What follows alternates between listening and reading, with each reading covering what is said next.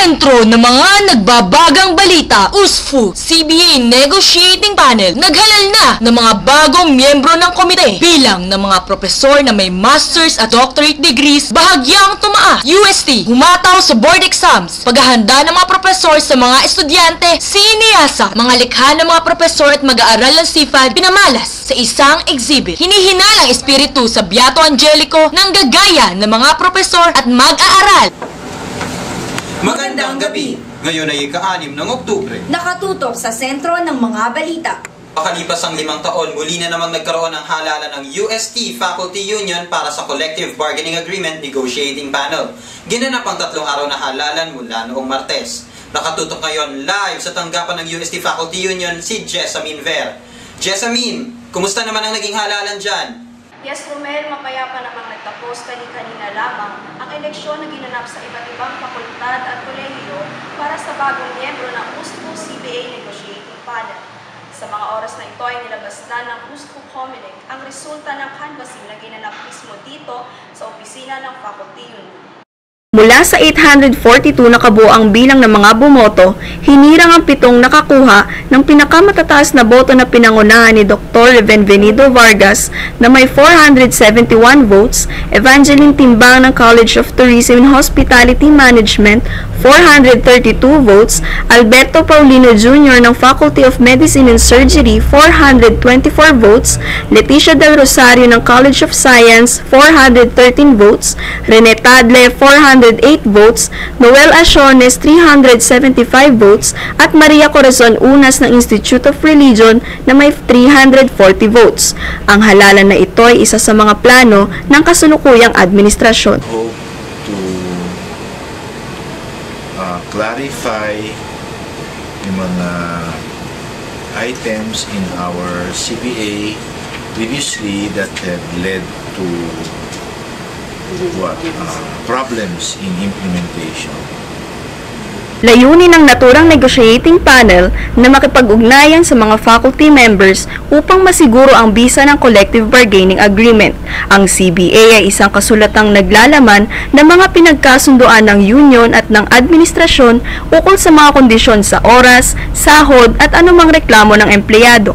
Walang partikular na taon kung gaano katagal ang magiging termino ng mga nahalal na panel sa kasunduang magkakaroon lamang ng eleksyon kapag hindi na epektibo ang CBA. Romel, naantala pa nga ang pagsisimula ng canvassing ng USFU Comelec dahil sa mga aberya sa pagdala ng mga tallied votes tulad na sa Faculty of Arts and Letters na hindi agad naidala ang mga balota sa itinakdang oras dahil sa kailangan mag-proctor ang mga ito sa final examinations ng mga estudyante. At anumang oras mula ngayon ay magkakaroon na ng pagpupulong na halal na negotiating panel upang talakayin ang visa ng CBA sa nakalipas na 5 taon at mga hakbang nito upang lalo ito maging mabisa. Jessamine, para sa kapakanan ng mga tumasinong nanonood sa atin ngayon, maaari mo bang linawin ang pagkakaiba ng mga opisyal ng Faculty Union at ang mga miyembro ng negotiating panel na ito? Magkaiba ang opisyal ng Faculty Union at CBA Negotiating Panel sa tungkuling ginagampanan ng mga ito. Ang 12 opisyal ng Faculty Union ang namahamahala mismo dito sa buong union, samantala ang 7 miyembro ng CBA Negotiating Panel ang may tungkulin na ipatupad at panatiling mabisa ang collective bargaining agreement. Maraming salamat, Jessamine Ver, live mula sa Faculty Union Office. Samantala, 3 buwan na ang nakararaan ng magbitiwang Pangulo ng UST Faculty Union na si Dr. Gil Gamilla dahil sa pagkakasangkot sa kontrobersiya ukol sa nawawalang 9.5 million pesos na nakalaan sana para sa isang housing project.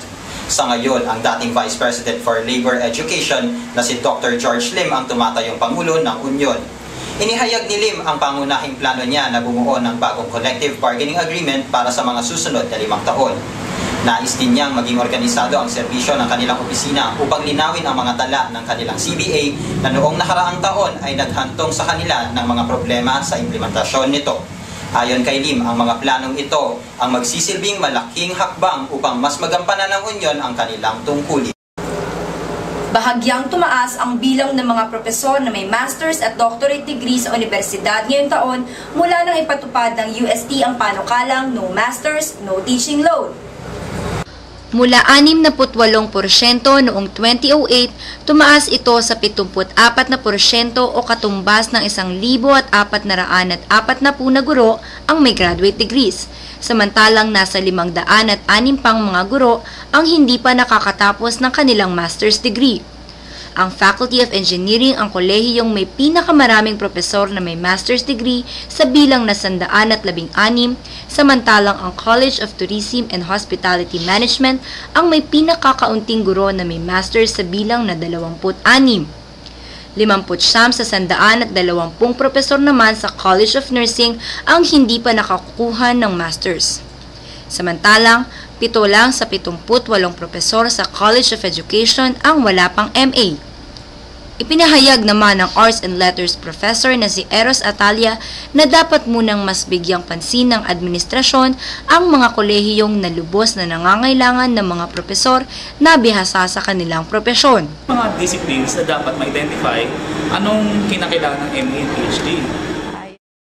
Nais ng pamunuan ng universidad na tumaas pa ang kalidad ng faculty roster nito alinsunod sa memorandum ng Commission on Higher Education kung saan obligado ang mga propesor na makakuha ng kahit isang master's degree para patuloy na makapagturo sa kolehiyo. Di man pinalad na magkaroon ng top 10 passer, umakyat naman ang passing rate ng Faculty of Engineering sa 70% sa katatapos lamang na Electrical Engineering Licensure Examination. Kumpara sa 31 pumasa mula sa 64 na estudyante noong nakaraang taon, 61 mula sa 70 tumasino ang pumasa ngayon. Ayon sa dekano ng Faculty of Engineering na si Josephine De Alban, nagbibigay inspirasyon ang UST sa mga estudyante at ginagawa naman ng mga estudyante ang lahat ng kanilang makakaya upang maging inspirasyon din sa UST. Aniya, hinamon ng universidad ang mga faculty members kung kaya nag-isip sila ng mga paraan upang mapaghandaan ang board exams. Tulad ng pagkakaroon ng UST Engineering Alumni Association kung saan nagbahagi ang mga alumni ng kanilang mga tips, techniques at sikreto sa pagiging matagumpay, pagpapatibay at pagkakaisa ng mga faculty members at estudyante, at pagsasagawa ng mga special review sessions na nagpasipag at nagbigay ng focus at determinasyon sa mga estudyante. Dagdag pa niya, nagbigay inspirasyon din ang aktibong partisipasyon ng mga estudyante sa Quadricentennial Celebration ng UST. Kasalukuyang namumroblema ang UST Journalism Society sa pagkaubos ng kanilang pera ng hindi namamalayan. Nagkautang di umano ang Journalism Society ng halagang 73,000 pesos sa Student Association Funds or SAF na ibinabawa sa pera ng society ngayong school year na siya namang naging resulta ng kawalan ng pondo ng naturang organisasyon. Sinabi ng presidente ng society na si Shekay Nagapuz na nag-iisip pa raw ang society ng paraan upang magkalaman ang pondo ng JERNSOC. So wala kaming starting fund, parang kumbaga wala kaming gasolina para ipatakbo yung mga projects. Aniya, nagulat na lamang sila na ganoon kalaki ang naging utang ng society dahil sinabi ng purchasing office na ang society na ang bahalang mag-process ng funds.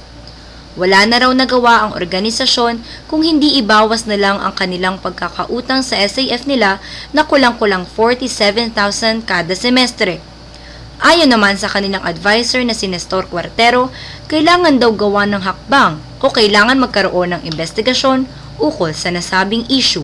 Siyempre, responsibility nung previous officers kung anong nangyari. I think that should be the one answerable for that. Diba kasi previous... Sa balitang pampalakasan naman, tila ipo-ipong tinangay ng UST Judo Team ang kampyonato matapos pataubin ng De La Salle University sa score na 50-45 sa UAAP Judo Tournament na ginanap sa Ninoy Stadium noong linggo. Naghari ang male judokas matapos makapagbuslo ng 4 na ginto at 2 pilak na medalya laban sa 1 ginto at 1 pilak ng Lasal. Pinabagsak ng hinirang na most valuable player na si Brian Llamas si Kevin Mondo ng Ateneo de Manila University sa kanilang -60 gold medal bout, habang pinatumba ni Stephen Cue at Nash Tagle sina Ricardo Peña at Johnny Abaca ng Lasal sa kanilang -100 at -90 division bout. Kinuha naman ni John Rodriguez ang huling gintong medalya para sa UST, habang si Lucky Flores at Alexis Albor ay nakasungkit ng 2 silver medals. Ang bagong kampyonato ng UST Judokas ang ikalawang korona na naiuwi ng universidad sa loob ng 5 buwan ng Season 74 UAAP competition. Mga obrang gawa sa iba't ibang organic materials ang tampok ngayon sa Likhang Bayan exhibit sa Museum of Arts and Sciences sa UST Main Building. Likha ang mga ito ng mga propesor at estudyante ng College of Fine Arts and Design na binigyang inspirasyon ng mga katutubong Pilipino. Ngunit bukod sa mga obra ay marami pang makikita sa naturang exhibit. Layo ng ika-5 taon nito na ipamalas ang sine sa Pilipinas na tila'y nakalimutan na ng ibang Pilipino. Para sa kabuang detalye, narito si G. Lucero.